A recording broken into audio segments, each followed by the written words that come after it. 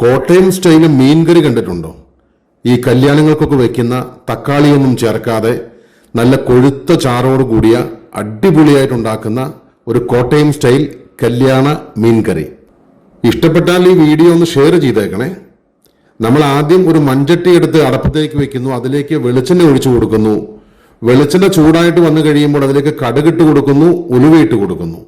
ഇനി അതെല്ലാം പൊട്ടിക്കഴിയുമ്പോൾ ചെറുതായിട്ട് അരിഞ്ഞു വെച്ചിരിക്കുന്ന ഇഞ്ചിയും അതുപോലെ ചെറുതായിട്ട് അരിഞ്ഞു വെച്ചിരിക്കുന്ന വെളുത്തുള്ളിയും അതിലേക്ക് ഇട്ട് കൊടുത്ത് 2 വറ്റൽമുളകും കുറച്ച് കറിവേപ്പിലയും കൂടി നന്നായിട്ടൊന്ന് വാട്ടിയെടുക്കാം.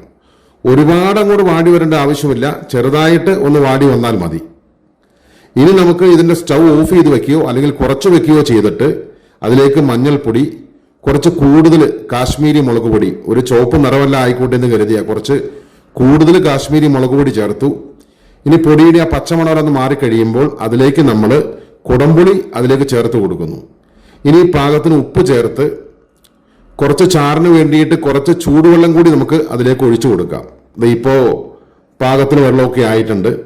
ഇനി ഇത് നന്നായിട്ട് തിളച്ചു വന്നു കഴിയുമ്പോൾ നമുക്ക് ഈ മീനിന്റെ കഷ്ണങ്ങൾ അതിലേക്ക് ഓരോന്നോരോന്നായിട്ട് ഇട്ട് കൊടുക്കാം.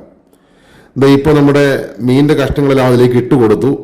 ഇനി ഒരുപാട് ഇളക്കരുത്, ചെറുതായിട്ട് ആ ഗ്രേവിയിലൊന്ന് മുങ്ങിക്കിടക്കാൻ പാകത്തിന് ചെറുതായിട്ടൊന്ന് ഇളക്കി കൊടുക്കാം.